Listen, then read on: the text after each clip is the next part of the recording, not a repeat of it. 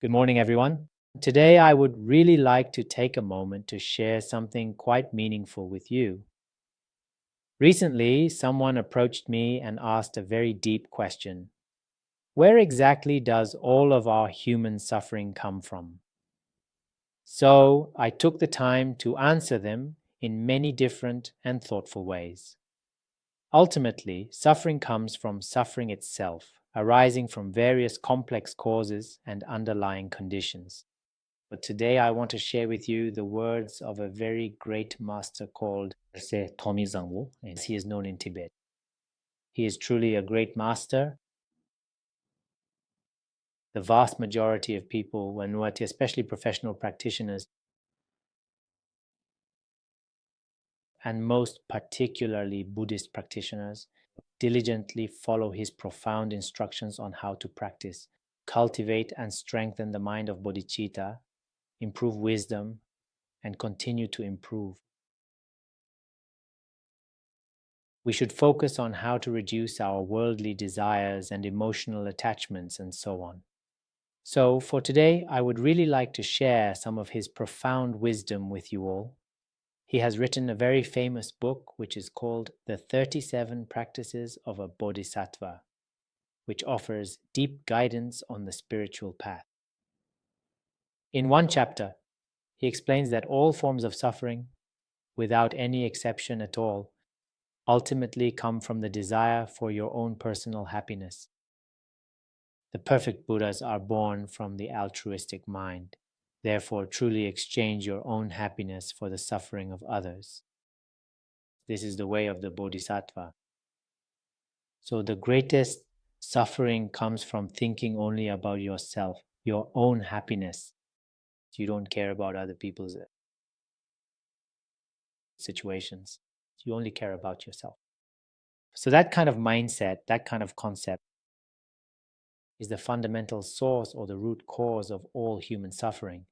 So, if you really want to be happy, I mean truly happy, you must strive to have much less desire, less and less every day. Attachment and less jealousy. You have to practice exchanging your own happiness for the suffering of others. So, that is extremely precious.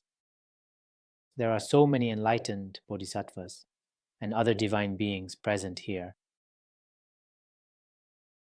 Bodhisattvas and dedicated practitioners always find profound joy and rejoice in following this spiritual path for your benefit.